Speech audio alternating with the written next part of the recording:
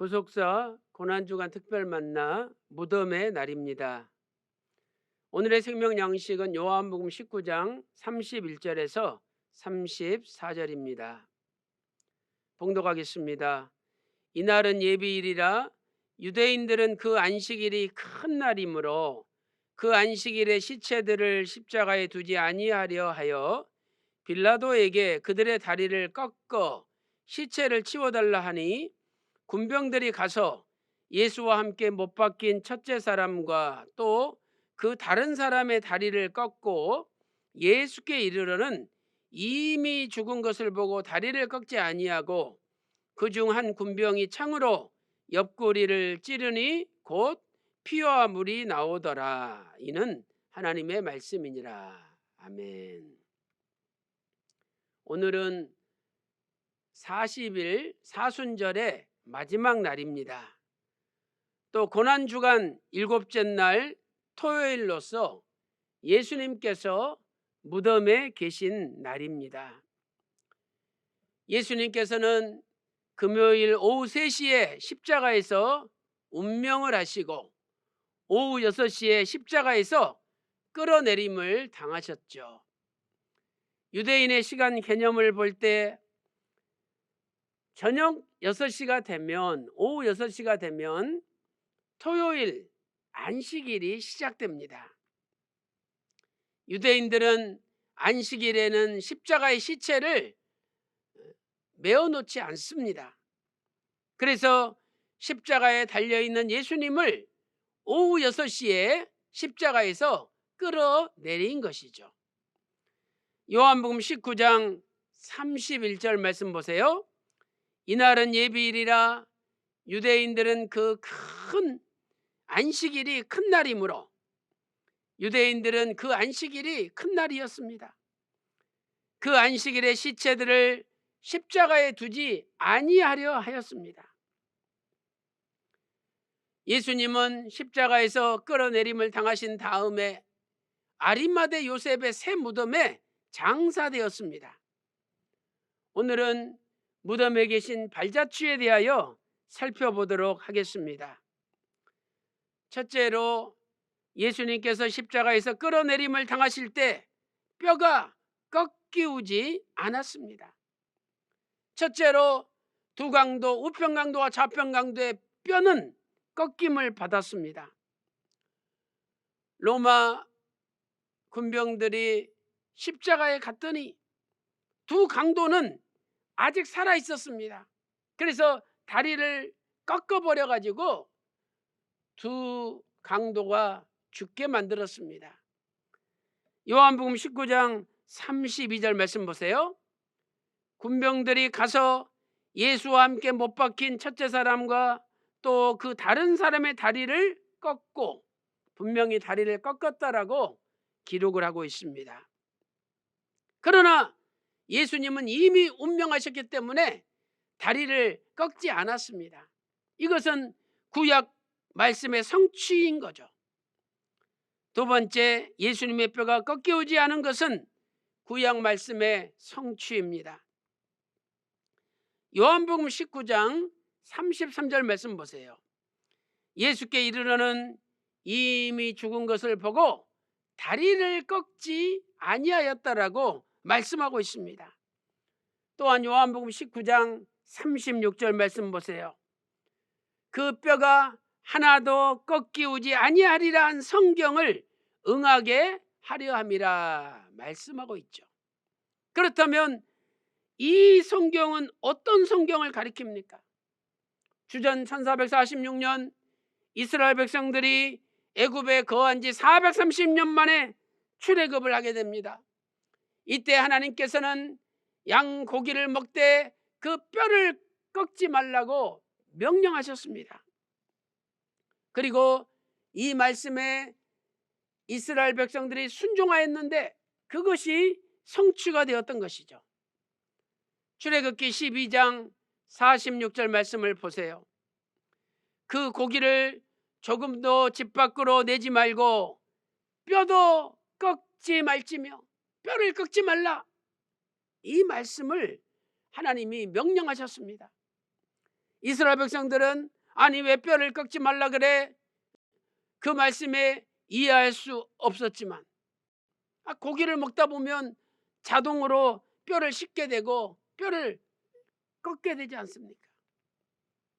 그러나 하나님 말씀 잘 이해가 안 돼도 순종할 때 그 말씀이 놀랍게도 십자가상에서 예수님에게 성취가 되었던 것입니다. 사랑하는 성도 여러분, 오늘날 우리도 왜 그렇게 해야 되는지 알지 못할 때가 있습니다. 그러나 하나님의 명령에는 무조건 순종해야 됩니다. 나의 이 작은 순종이 훗날 예수님의 뼈가 꺾이지 않는 엄청난 역사를 이루게 되는 것입니다. 예수님께서도 요한복음 12장 50절에 아버지의 명령이 영생인 줄 아시고 아버지께서 이르신 대로 순종하셨습니다. 사랑하는 성도 여러분, 오늘 저와 여러분도 왜 이렇게 해야 되는지 알지 못한다 할지라도 아버지 명령에 절대 순종하심으로 마침내 훗날 구속사의 위대한 역사를 성취하는 저와 여러분이 다 되시기를 주님의 이름으로 축원합니다. 큰 두 번째, 예수님께서는 무덤 속에서도 일을 하셨습니다. 첫째로 예수님은 죽으신 다음에 영으로 노아 때 죽은 영들을 찾아가셨습니다. 예수님 몸이 아리마대 요셉의 무덤 속에 있다 할지라도 예수님의 영은 가둘 수가 없는 것이죠. 베드로전서 3장 18절 하반절 말씀 보세요. 육체로는 죽임을 당하시고 영으로는 살리심을 받으셨으니 19절 저가 또한 영으로 옥에 있는 영들에게 전파하시니라 라고 말씀하고 있습니다. 그렇다면 옥에 있는 영들은 누구를 가리킵니까?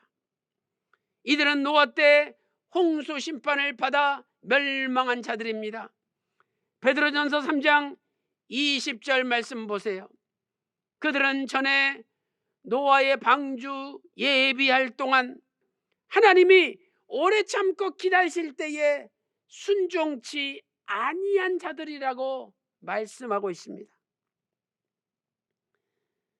세상 사람들은 예수님께서 죽으셨을 때 야, 이제 끝이야.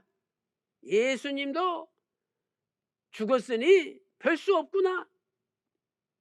아니, 영원부터 영원까지 살아계신 분이라고 하더만 어떻게 죽을 수가 있어? 이렇게 비아냥거렸을 것입니다. 그러나 예수님은 하나님이십니다. 성자 하나님이십니다. 그는 비록 육신적으로 십자가에서 죽으심을 당했다 할지라도 여전히 살아계신 하나님이십니다. 영원부터 영원까지 살아계신 하나님이시죠. 그래서 역설적으로 말씀드린다면 예수님은 죽으셨지만 죽으신 게 아니라는 거예요. 여전히 예수님은 영으로 활동을 하셨습니다. 예수님께서 노아 때 죽은 영들한테 찾아가지 않습니까? 이것은 영원부터 영원까지 살아계신 하나님이 비록 우리 때문에 죽음의 과정을 겪는다 할지라도 절대 예수님의 죽으심이 하나님의 구속사를 이루는 것이지 중단되는 것이 아니라는 것을 우리에게 알려주는 것입니다. 그 어떤 악의 세력도 예수님을 가로막을 수 없고 예수님을 방해할 수 없습니다. 사단마귀는 예수님이 죽었다고 손뼉을 치고 좋아서 노래를 불렀지만 그러나 예수님은 3일 만에 부활하셨습니다. 두 번째로 예수님의 죽으심으로 우리는 죄에서 해방되고 하나님 앞으로 가는 길이 열렸습니다. 베드로전서 3장 18절 말씀 보세요. 그리스도께서도 한 번 죄를 위하여 죽으사 의인으로서 불의한 자를 대신하셨으니 그 결과 어떻게 되었습니까? 이는 우리를 하나님 앞으로 인도하려 하심이니라 라고 말씀하고 있습니다.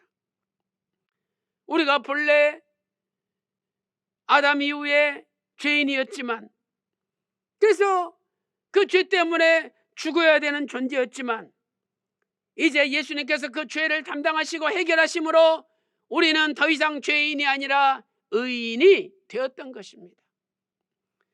로마서 3장 24절에서도 그리스도 예수 안에 있는 구속으로 말미암아 하나님의 은혜로 값없이 의롭다 하심을 얻은 자 되었느니라 말씀하고 있습니다.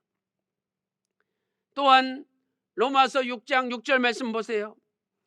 우리 옛사람이 예수와 함께 십자가에 못 박힌 것은 죄의 몸이 멸하여 다시는 우리가 죄에게 종노릇하지 않게 하려 하심이라 말씀하고 있습니다. 사랑하는 성도 여러분, 이제 믿음으로 예수님께서 무덤에 묻히시는 순간 우리의 모든 죄악도, 우리의 옛사람도 다 예수님과 함께 무덤에 묻혀버렸습니다. 그리고 우리는 죄에서 해방이 되었습니다. 이제 말씀을 정리하겠습니다. 그러므로 결론적으로 예수님의 부활은 각자 나의 부활입니다. 로마서 6장 8절 말씀 보세요. 만일 우리가 그리스도와 함께 죽었으면 또한 그와 함께 살 줄을 믿노니, 우리가 예수님을 믿을 때 예수님과 함께 죽고 다시 예수님이 부활하실 때 이미 우리도 함께 부활한 겁니다. 사랑하는 성도 여러분, 이렇게 예수님의 부활이 나의 부활이 되었으니 얼마나 감사합니까? 이제 내일 부활주일에 나를 죄에서 해방시켜 주시고 예수님의 부활이 나의 부활이 되게 해주신 하나님의 은혜 감사 감격하면서 믿음으로 예물을 준비하시고 교회에 나와서 예배를 드리는 가운데 이제는 우리의 옛사람과 우리의 죄악된 습관과 우리의 죄악된 습성이 완전히 십자가에 못 박히고 예수님의 부활이 나의 부활이 되어서 예수님께서 오직 아버지의 뜻을 받들어 자유롭게 일하신 것처럼 우리의 남은 생에도 아버지의 뜻을 받들어 이 시대의 구속사 말씀을 전 세계 열방에 전하는데 생명 바쳐 헌신함으로 아버지께 인정받는 믿음의 자녀들, 하나님의 참된 백성들이 다 되시기를 주님의 이름으로 축원합니다. 기도 올리겠습니다. 살아계신 아버지 하나님, 2024년도 고난 주간에 저희들이 구속사 고난 주간 특별 만나러 은혜 받게 하여 주시고 예수님의 부활이 나의 부활이 될 수 있도록 은혜 베풀어 주시니 감사드립니다.